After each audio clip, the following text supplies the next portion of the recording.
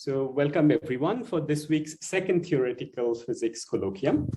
So our speaker today is Dr. Vir Bulchandani from Princeton Center for Theoretical Sciences. Vir did his undergraduate in Cambridge and then went to Berkeley for PhD. His doctoral advisor is Joel Moore, who many of us here knows very well. Vir is currently a postdoctoral fellow at Princeton. Vir has been working on hydrodynamics of integrable many-body quantum systems, quantum computational complexity, and quantum information. So today he's going to tell us about how chaos sets in as integrability is broken. So over to you, Vir. Well, thank you for the introduction. It's a pleasure to be speaking here today. So I'm going to be talking about integrability breaking in the many-body setting, which I think is a little newer as a subject than single particle chaos for various reasons that I'll explain. Let me first thank my collaborators, Shangyu Cao, now at ENS, Sarango Balakrishnan at Penn State, David Hughes, who this year is jointly at Princeton and the IAS, Manas Kulkarni at ICTS, and Joel Moore at Berkeley. So I'm going to start with just an overview of how we understand broken integrability in many body systems, what the state of that understanding is. The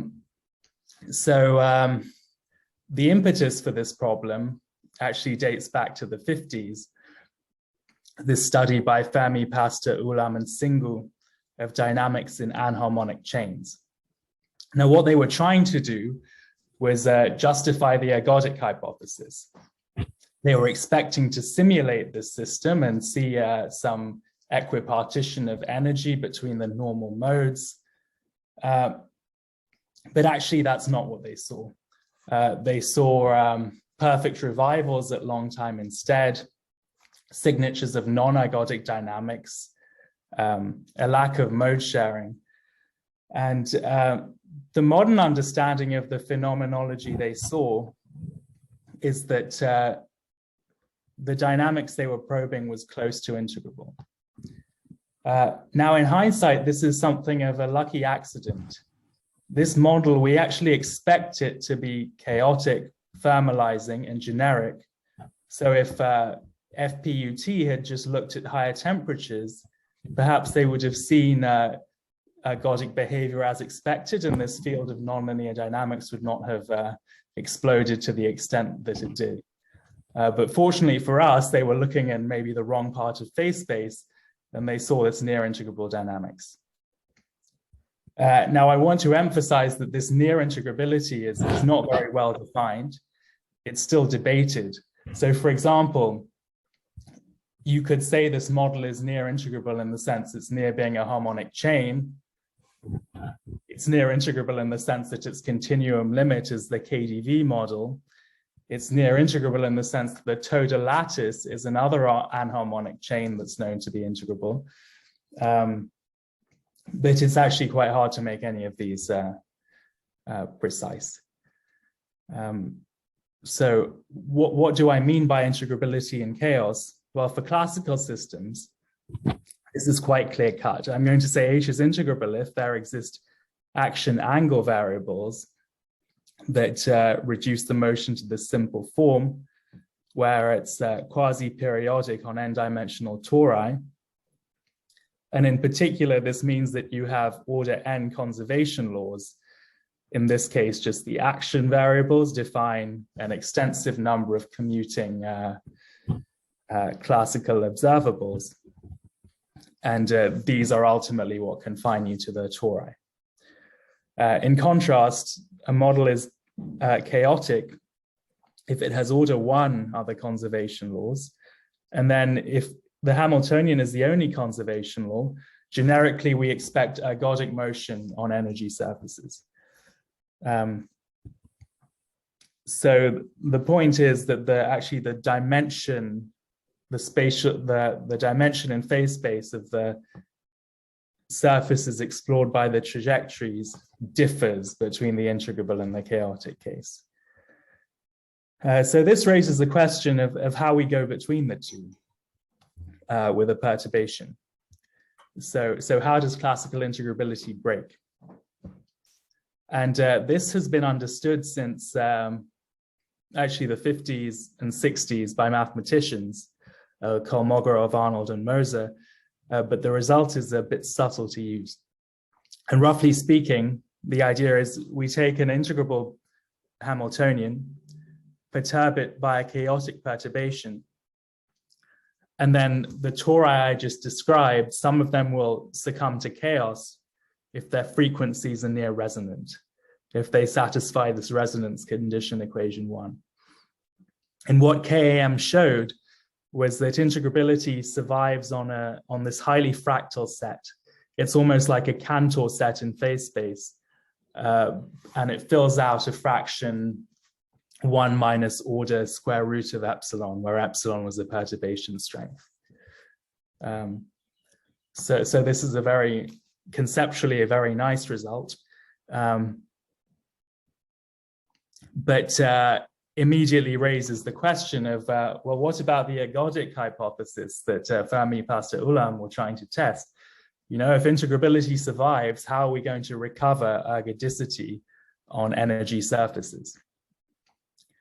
And there is a widespread belief that the way in which ergodicity is rescued is that as the number of degrees of freedom in the system goes to infinity, the threshold perturbation strength to chaos vanishes.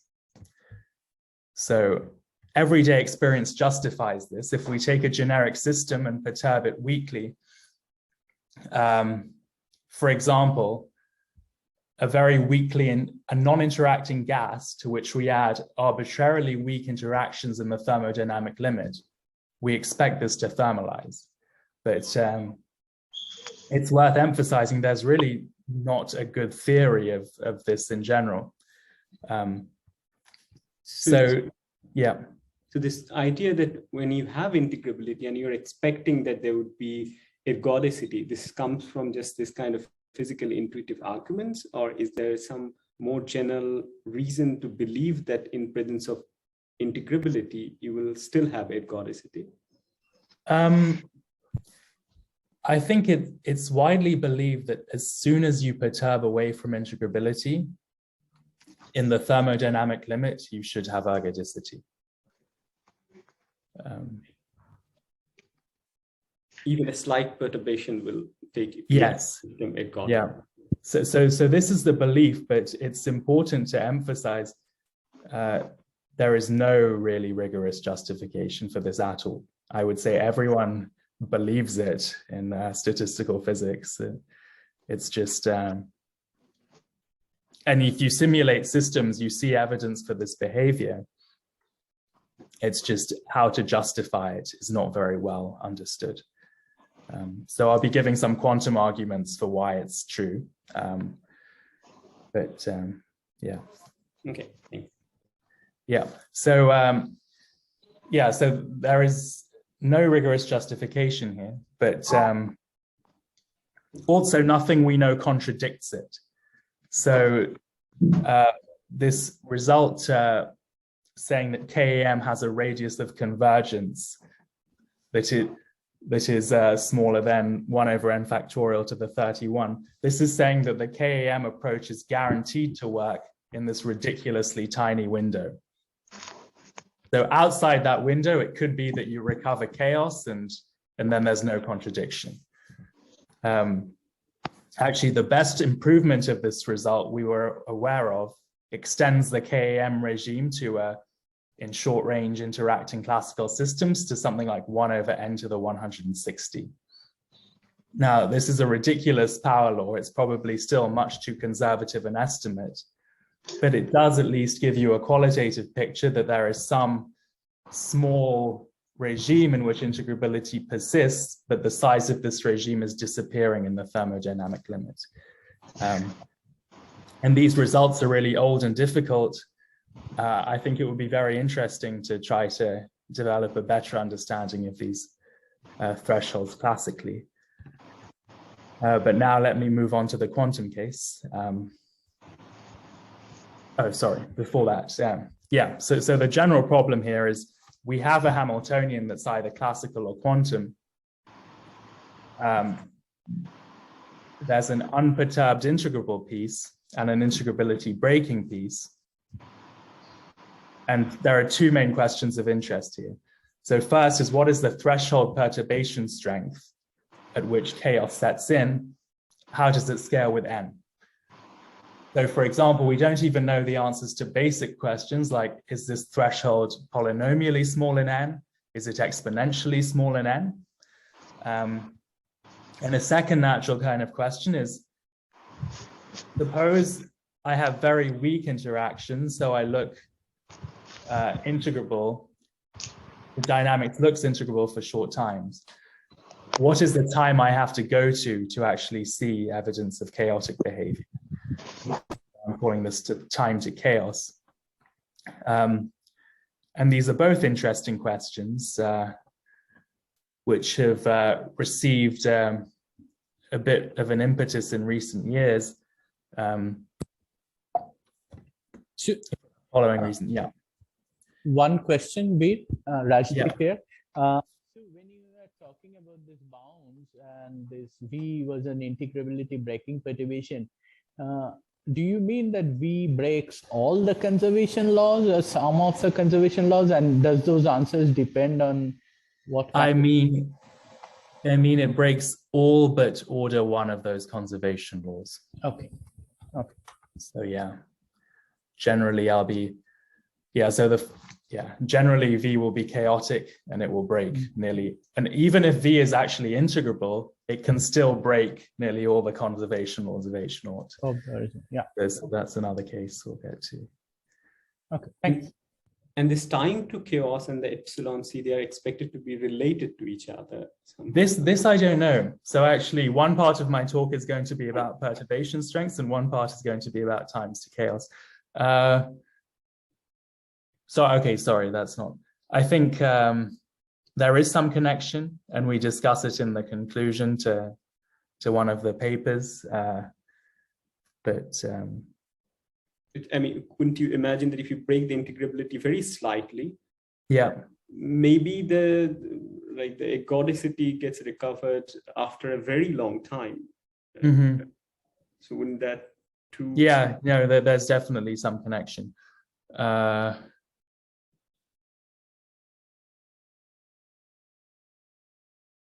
But that's not something that you see in your analysis. Maybe you will talk about it. Yeah, so I think in the analysis I'm going to show, they're not naturally related, but they should be related. Okay, thanks. Okay, so a big stimulus for understanding this kind of physics came from the quantum Newton's Cradle experiment back in 2008. So this realized an integrable Lieb linear gas, these one-dimensional bosons with contact interactions in a harmonic trap. And what was observed was you take these two clouds of 1D gas in the trap, you collide them off each other, and there is no thermalization on the accessible timescale. What happens is the clouds just bounce back and forth, and after something like 30 periods, they saw no relaxation, despite this being a strongly interacting system. So this was interpreted as the dynamics being always near integrability.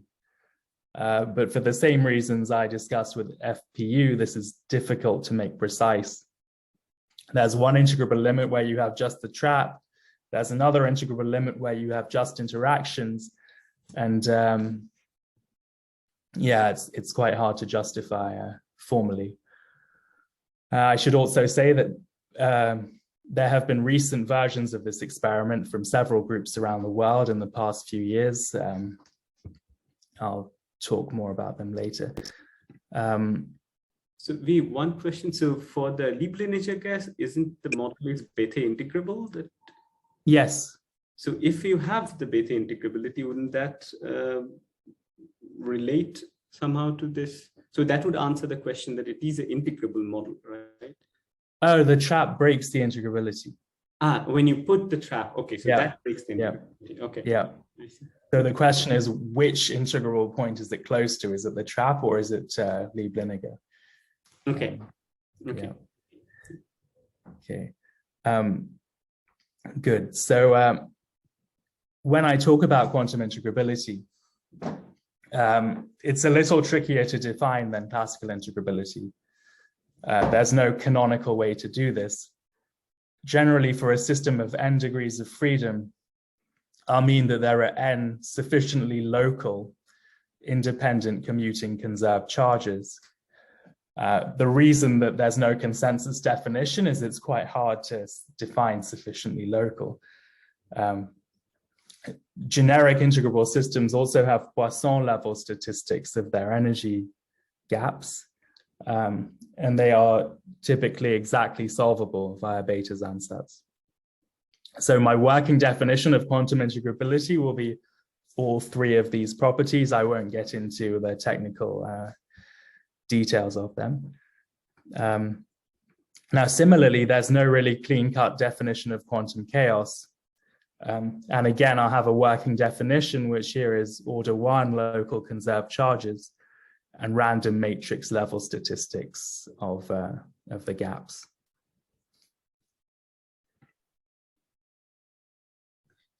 So this relation between the beta integrability and having the conservation laws, are they related, or could there be situations where one holds and the other doesn't? So in your definition, would you need all three of them, or just one would be enough?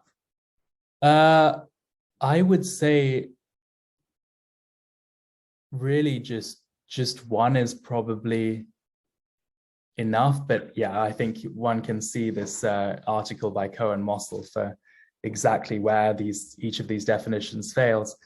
A beta ansatz certainly implies the conserved charges. You can have conserved charges in models that are too simple for beta ansatz to even really be applicable. Like something like the transverse field Ising model, I think maybe you don't want to say it's beta solvable because it's not really beta ansatz. It's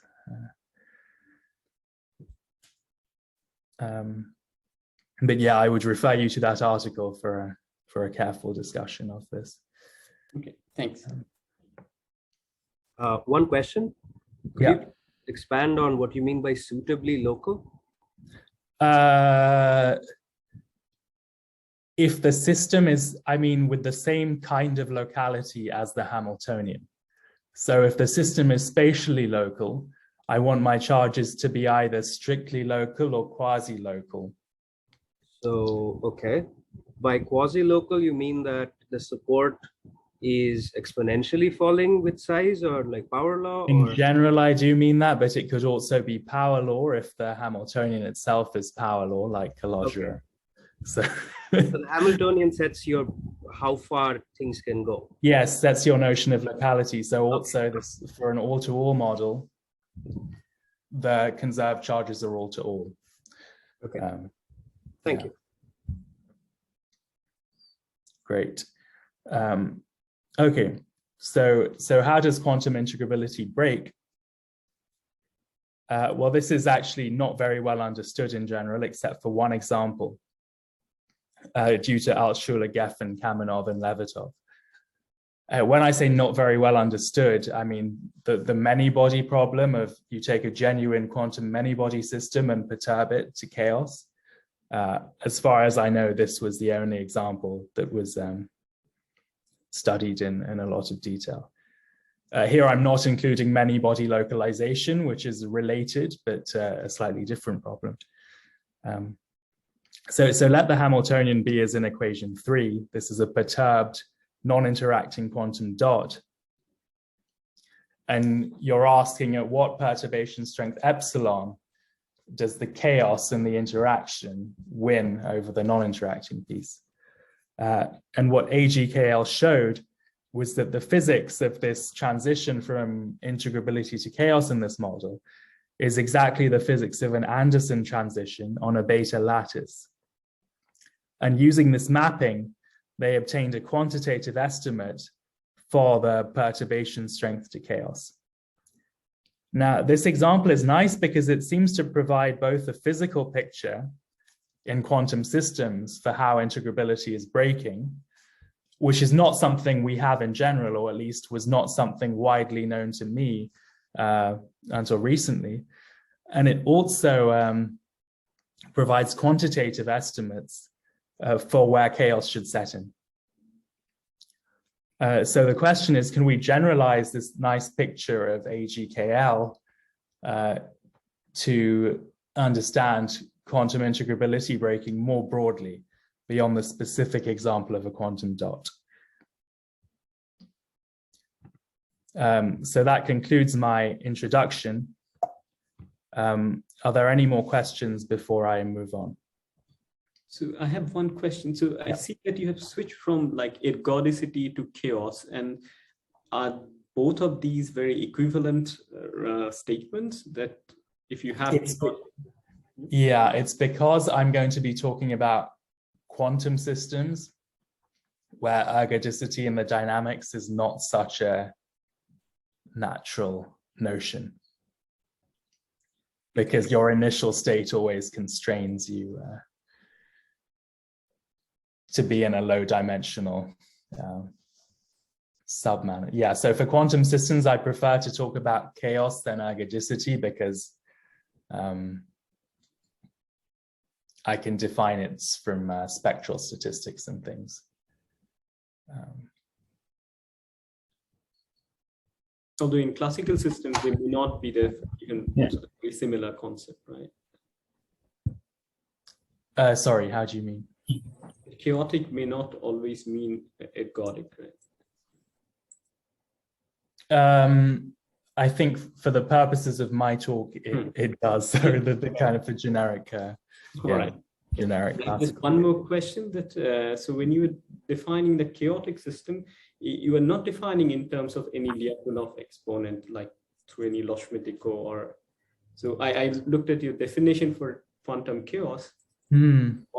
Are you using anywhere any concept of Lyapunov exponents? No, not right now. So again, I think that's also why I'm not talking about ergodicity. I think it's harder to diagnose quantum chaos from dynamics than it is from level statistics. I don't think there's really a consensus definition on how to get it, because people do talk about these out of time ordered correlators and things as a way to get, but I think we prefer to deal with the spectrum, just the pure spectrum, because it's the simplest object. So that's why, that's why I'm not talking about dynamics for now. Okay, thanks. Okay. And in AGKL, VIJKL is random and all-to-all? It's random in order 1. So I'm about to describe this model in more detail. Sorry, go ahead. Okay. Good. Okay, so now I'm going to talk about generalizing this model of Foxspace delocalization to a way to think about quantum integrability breaking more broadly. So let's look at this AGKL model in a little more detail. For example, this model actually conserves charge. We can fix it to be at half filling and let these on-site energies and interactions be random in order 1.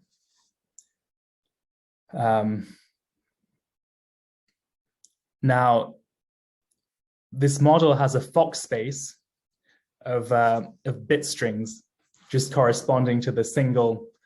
Okay, so the unperturbed part of the Hamiltonian has a Fock-space of bit strings, which are just the fermion occupation numbers.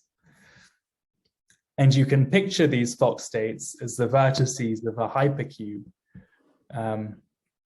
between which the perturbation V introduces hopping. And specifically, V is a 4 fermion perturbation, so it changes 4 quantum numbers at a time. And what that means is it maps any given state to order n to the 4 other states. And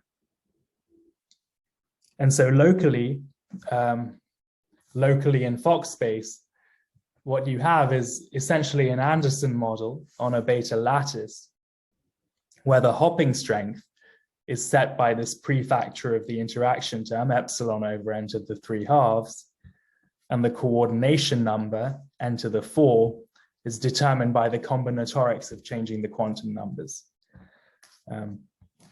So all we've done so far is argued that you can think of this many-body problem as resembling a single particle problem. Now, fortunately, this single particle problem was solved in 1973, and Abu-Chakra, Anderson, and Thouless found that a delocalization transition occurs at a specific critical hopping strength. Now, if you translate back to AGKL, what you get is precisely the estimate I showed you for the finite size scaling of the onset of chaos. One way to think about this is that it defines a sharp phase transition.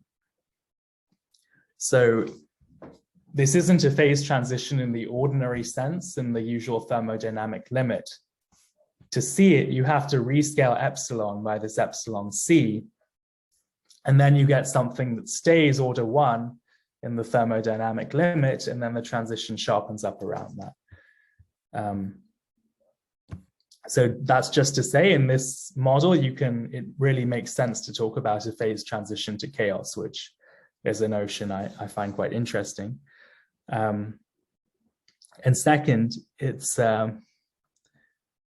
worth noting that we can generalize this to any non-interacting system and any unstructured perturbation that's sufficiently random, which changes some number of quantum numbers.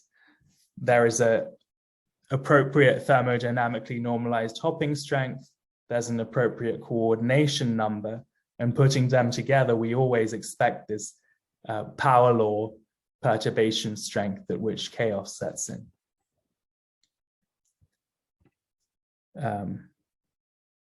Okay. Now, what does this transition mean physically? Recall that classically we had this intuition that chaos occurs when you have resonances.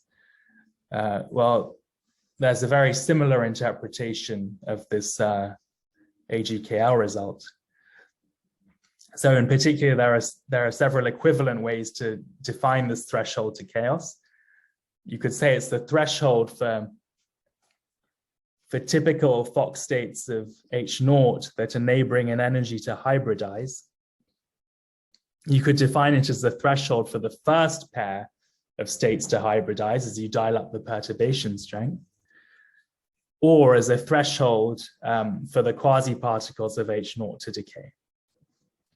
And actually, all of these ways of thinking about the onset of chaos predict the same dominant scaling in N in this threshold perturbation strength. So that's something we worked through in our paper, but it's also there to some extent in AGKL. Okay.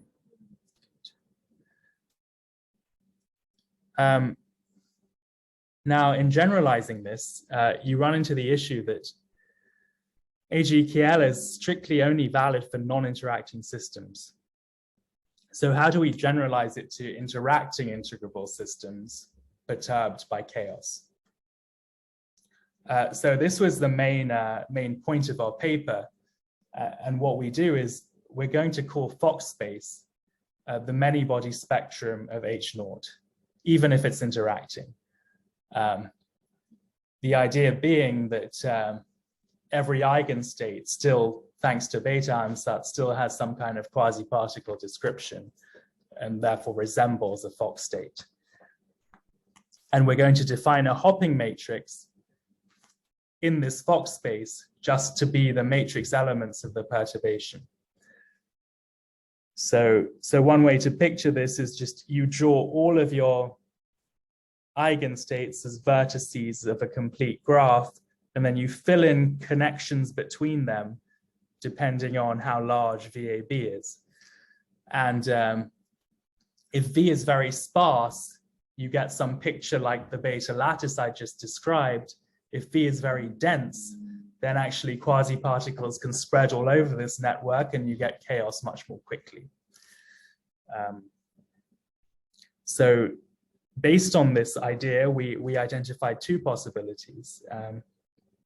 One where VAB is short-ranged and you have an AGKL-like transition with this power law scaling, and another where VAB is long-ranged. And in that case, the same kind of estimates as in AGKL predict a crossover. The reason is that Fox with an exponentially small threshold. And the reason is, of course, that Hilbert space is exponentially large. So if I'm coupling to an appreciable fraction of it, then the threshold perturbation strength has to be exponentially small in F. So there are these two possibilities you can look for. That is, so just to summarize where we are, previously there wasn't really a systematic understanding of what happens when you break integrability in beta solvable systems. So we've proposed it can happen either as a transition or a crossover. And these two cases have different scaling of epsilon c.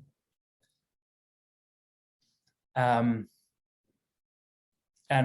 based on the physical picture I described, epsilon c will have signatures in the level spacing statistics or in the matrix elements. Now, in general, both are very difficult to calculate. Even in beta solvable systems, computing matrix elements is this difficult problem of computing form factors, which we don't know how to do in general. But the point is, if you have access to these matrix elements, you can actually predict whether you're going to see a transition or a crossover and how it should scale. So there's a more detailed discussion of all of this in our paper. What I'm just going to do now is show some numerical results for the level spacing statistics. So we started off by simulating an AGKL-like model. This is an all-to-all quantum Ising model perturbed by an interaction flips a single spin. And what you can see is, okay, so these curves show the R statistic. All you need to know really is that R is 0.38 for an integrable system. It's 0.6 for a chaotic system of the type considered here. And it's calculated from the difference in energies between energy neighbors. And what you can see quite clearly is a collapse and a steepening at this relatively weak perturbation strength 1 over n log n. So the main feature about these plots is really the steepening with n that indicates a transition here. So I missed what was the R. Could you remind me? R is the, if you take two adjacent gaps, spectral gaps in the spectrum, okay, R is the average of the minimum gap divided by the maximum gap. So I take two adjacent spectral gaps, smaller one over the larger one, and then I average that over a single disorder realization. Okay, and its values gives you whether the system is chaotic or not. Yes. So the reason is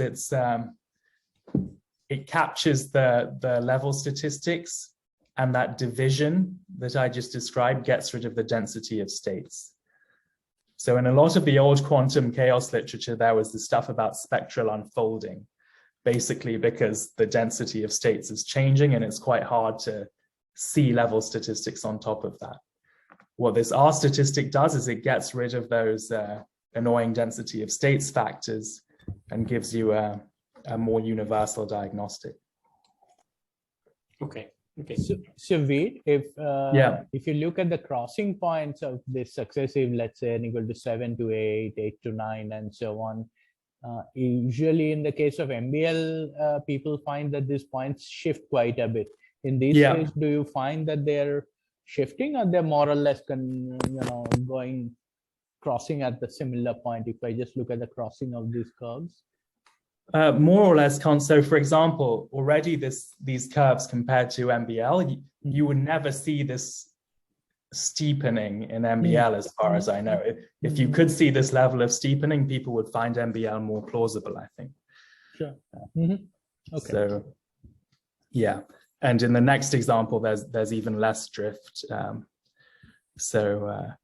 Yeah, so next we looked at an interacting model, which is this Godin type model. It's an integrable all-to-all two-site, two-spin Hamiltonian, and you perturb it with this Sherrington-Kirkpatrick chaotic spin glass-like model. And you can play the same game of plotting these curves of R and collapsing them according to the theoretical expectation. And what you find is, again, this collapse with a crossing point that barely seems to drift, and a steepening, apparent steepening about that crossing point. So this is, again, we think, good evidence for a transition in this model, though as for MBL, it's harder to rule out that it doesn't become a crossover at much larger n. And finally, we looked at a case which seems to exhibit a crossover. So this is the same model, but now perturbed by Jordan-Wigner fermions. And the point about Jordan-Wigner fermions is that they're very non-local in this Fock-space because they have these strings of Pauli operators that couple you at long range. And what this might lead you to conjecture is, even though this is a two-particle perturbation, just as we had in the previous slide, maybe it leads to a crossover. And indeed, if you try to collapse these curves for this model to the two-particle perturbation ansatz, it fails. So we view this as evidence against a transition in this model, and evidence in favor of a crossover. And you can see our paper for a spatially local example. That case, we look at an XX model plus Jordan-Wigner fermion breaking terms, and there we also expect a crossover. So here your evidence for crossover is essentially that the steepening is not so much? It's that there is no, so these are the plots you should compare. So there is no crossing point. Okay, there's no crossing point at all. Okay. Yeah, so that's the difference. Yeah, so questions, any questions about that before the next section?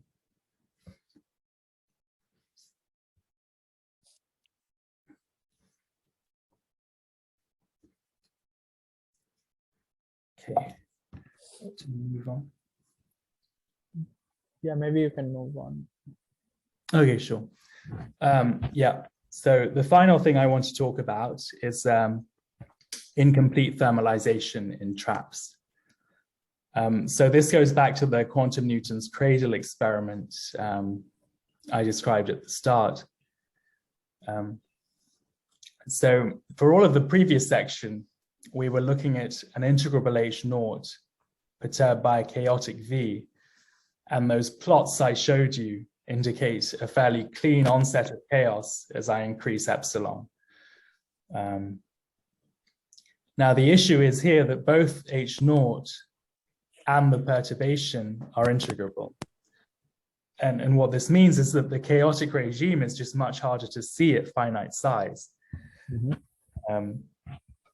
Now, in the context of my introduction, it's also worth pointing out that KAM theory doesn't apply about the harmonic trap. The reason is that classically it's massively degenerate. So that's something interesting worth bearing in mind. Now, what's the classical evidence for non-ergodicity in this kind of system? Well, you can simulate a few classical integrable particles in an integrability breaking trap. And that's what Shang-Yu did for these plots. I think it was 2 particles in an integrability breaking trap with either integrable Kolmogorov interactions or integrable Toda interactions. And what he saw in the Poincaré sections shown are clear signs of non-ergodic dynamics coexisting with some chaos in the Toda case. All that black dust is a single chaotic trajectory. But in Kolmogorov, there's no evidence, apparent evidence for chaos at all. Even though the potential in this case was expected to break integrability. And the lower plot shows an estimate of the Lyapunov exponent for these kinds of systems. Specifically, it shows the growth rate of a small fluctuation in space. And for the Toda model, you can see there's a linear growth of, there is an exponential growth of this perturbation. There is a clear Lyapunov exponent. For Kolmogorov, it wasn't even possible to see that. So no apparent Lyapunov exponents in these plots. So yeah, this is some classical evidence that the trapped problem is behaving weirdly. Some quantum evidence. So during my PhD, I actually simulated this 3-body quantum Newton's cradle directly just to see what happened.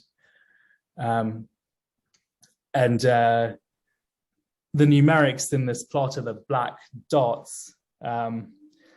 You can see that they're nowhere near being either Poisson statistics or GOE. They don't look anything like the distribution of a random matrix. If anything, it's a weak perturbation of the oscillator. And here we run into another problem that the Fock-space delocalization picture I proposed above doesn't apply to an oscillator potential because, again, this thing is massively degenerate. So the system's looking like it's near an oscillator, but we don't really have a good theory to deal with that. So that's the motivation. Now the popular approach recently to understand these Newton's cradle type systems has been the hydrodynamics of integrable systems that you may have heard about. It was the most recent version of it was proposed in 2016. And what it does is yield testable predictions for large-scale dynamics of integrable systems in a trap. And I've referred to a recent review article on this slide. It's worth saying that before these papers came along, there was no game in town. Now this is apparently the only game in town, and so people were very excited, and this has actually inspired a resurgence in quantum Newton's cradle experiments. Several have been done in the last 2 years. So I've mentioned another review there which discusses that. But the problem with this theory is that it actually assumes the persistence of quasi-particles. It always starts with some distribution function for the quasi-particles. And in that sense, it's modeling rather than explaining integrability breaking. Whereas AGKL actually have a physical picture for how integrability is being delocalized in Foxspace. I think these hydrodynamic approaches really assume integrability and then put in integrability breaking maybe a bit too much by hand. So we decided to look at this from a different angle of where you actually use the disagreement with these integrable hydrodynamics approaches as your diagnostic for chaos. Yeah. So when you think about hydrodynamics, and if you have really finite number of locally conserved quantities, aren't you already assuming that the systems become chaotic and non-integrable? So this particular kind of hydrodynamics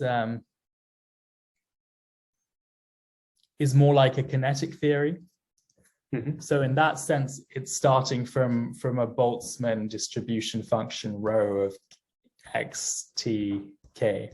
Right, and the integrable systems would be that you will have really an infinitely large number of locally conserved quantities. Right? Yes, and so this Boltzmann distribution function is conserved. So I think the point I make, if you refer to a Boltzmann distribution function, in some way you're assuming that quasi-particles are defined because you need some k-space index. So this is always true. I mean, it's partly why Boltzmann isn't a rigorous way to derive hydrodynamics, because you have this k-space distribution and then you break it down by hand. The trouble is, in an interacting system, you can't strictly define k. So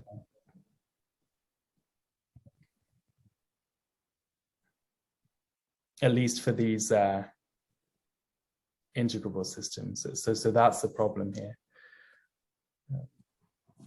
Okay, thanks. Yeah, so maybe another way to say it is these approaches all start from the hydrodynamics of infinitely many conservation laws. Okay. I agree the endpoint should be the hydrodynamics of finitely many, it's how to get there. Okay. And Yeah. in these theories of the Denardis and Fagotti, they do consider infinitely many locally conserved quantities? Yes. So this was the big advance, and this is why people have been very excited about it. Yeah. I see. Okay. So the quantum Newton's cradle is difficult. It's this Liebling gas is really a strongly interacting QFT, and it's well beyond numeric for any degrees of freedom. So what you can do instead is consider a classical hard rod gas of one-dimensional spheres. Now, it turns out there's an old hydrodynamics which has precisely the same soliton gas kind of form as the new hydrodynamics of integrable systems I just described. Basically, you have a Boltzmann equation for the density of states, but it differs from an ordinary Boltzmann equation in that the velocity is dressed by all these collisions with the other solitons, essentially. And so starting from this equation, your naive ansatz for the dynamics in the trap would be to do what you always do for Boltzmann in a trap, which is add this force term. And so the question is, how well does this hydrodynamics of integrable systems, as captured by this equation, model dynamics in an integrability breaking trap? And this is something we looked at by direct numerical simulations. Yeah, so you expect that naively hydrodynamics will be valid at short times, this hydrodynamics of infinitely many conservation laws, before dissipative thermalization takes you to a conventional Gibbs state and conventional hydrodynamics. But what we actually found was a bit of a slightly more complicated story. There were three regimes. First, this initial regime where the hydrodynamics with infinitely many conservation laws was accurate until you hit a characteristic time to chaos, which scaled with the model parameters in the way shown. And once chaos set in, we saw actual positive Lyapunov exponents in this classical hard rod system and entropy growth. But at very long times, so we're talking at order 10 to the 4 in the time unit, the system reached a non-thermal steady state. So what's shown in the plot is a hydrodynamic profile of the density at the center of this classical Newton's cradle setup. And what you can see in figure A is that the numerical simulations are perfectly matching the analytical predictions from that Boltzmann-like equation I wrote down. So how does chaos happen at all? Well, our understanding of this is we called it a complexity crisis. And so the basic idea here is that you're starting with some distribution of particles in phase space. And as time goes on, the trapping potential is basically rotating this distribution in the phase space until it acquires more and more complexity that eventually cannot be captured by your coarse graining. So this is a slightly funny kind of thermalization. If I looked at just the Boltzmann equation alone, it could develop these tendrils and they become arbitrarily fine and the evolution could go on forever. But in any finite system, I eventually lose the power to resolve that structure. And that's when chaos appears to set in. So this is a little unlike ordinary thermalization, though it has some similarities. The most striking sign that it's not like ordinary thermalization is that the Lyapunov exponent is actually decaying with the system size. So Shangyu looked at this numerically, found a Lyapunov exponent going as 1 over the 4th root of n. And this is very strange, given that the first half of my talk was about how chaos sets in immediately, and this is somehow chaos being delayed in the thermodynamic limit. I think our best understanding is this complexity crisis picture I just described, where if you have infinitely many particles, you can resolve this structure infinitely finely.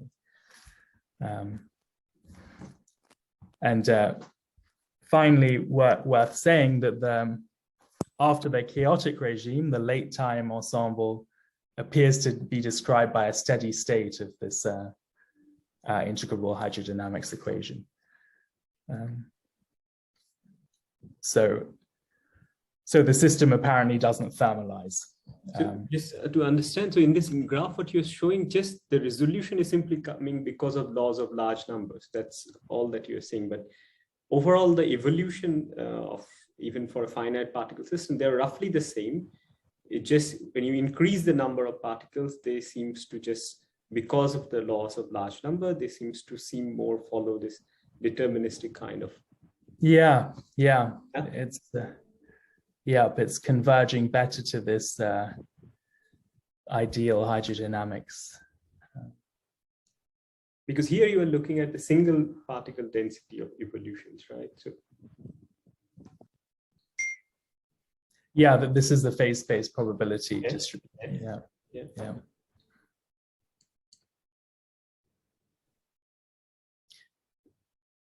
Yeah, I think that's a reasonable way to say it. And so normally the thing it's converging to would be featureless or structureless. And in this case, it has a great deal of structures. So that's maybe the strange thing.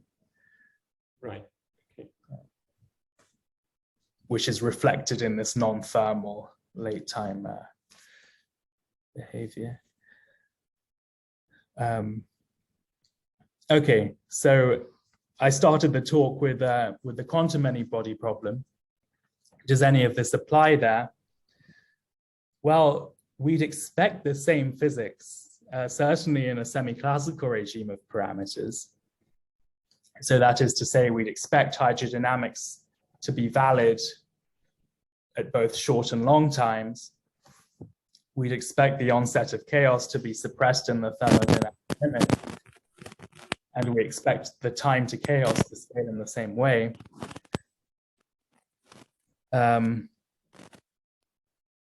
So in particular, this indicates that the quantum Newton's cradle experiment was probing the short time hydrodynamic regime, which I don't think is controversial at this point.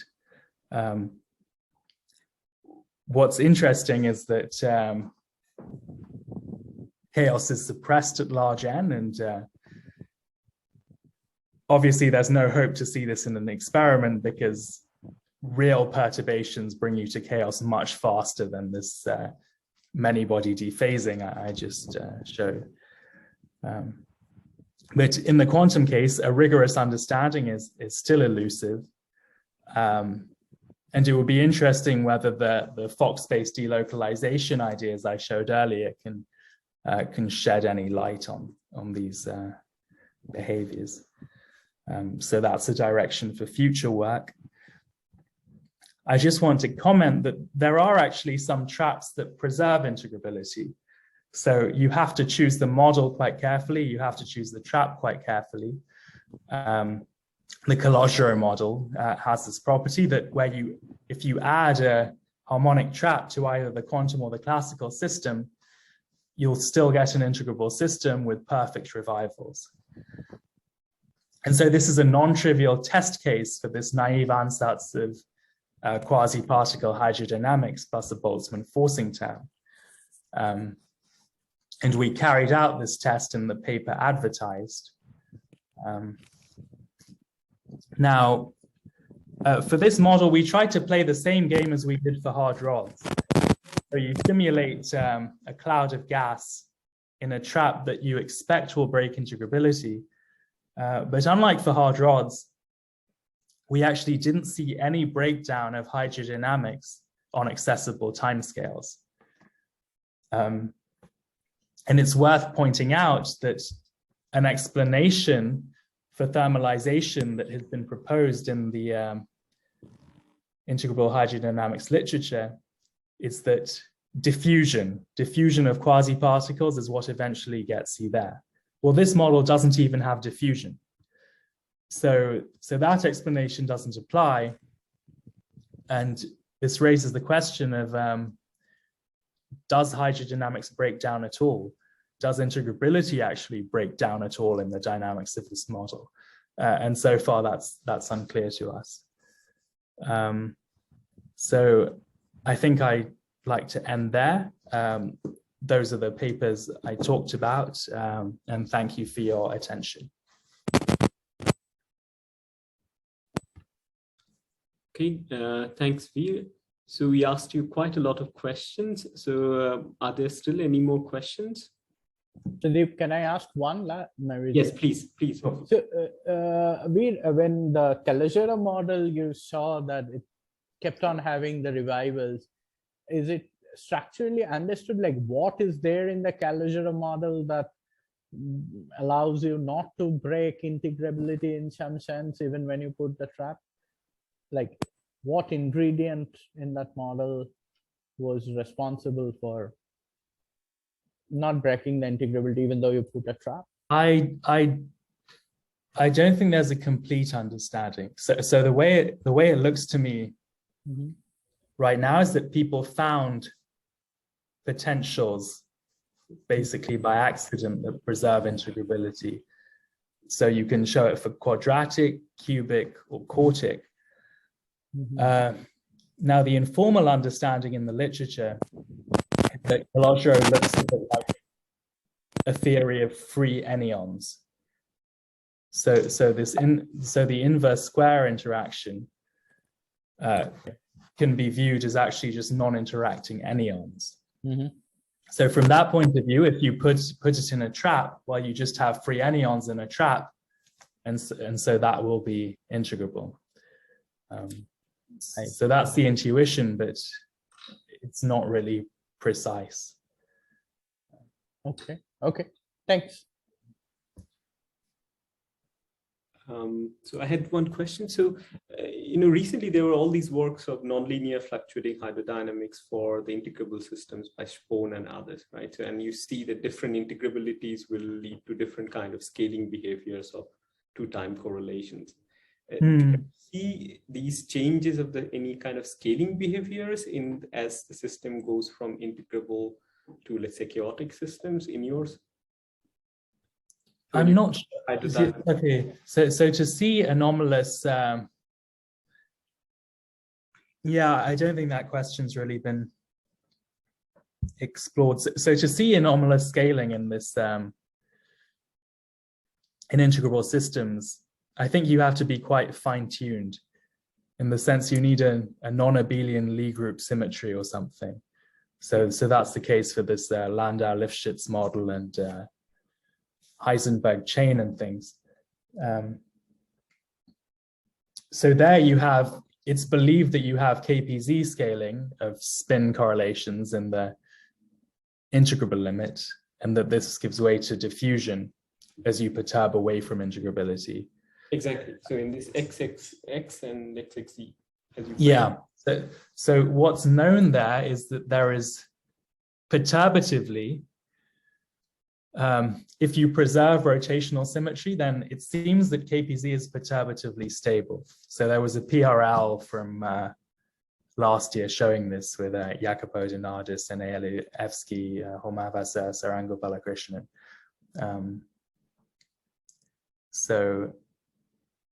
But I think that's almost an even harder, because we don't really understand integrability breaking, and that's taking integrability breaking plus hydro.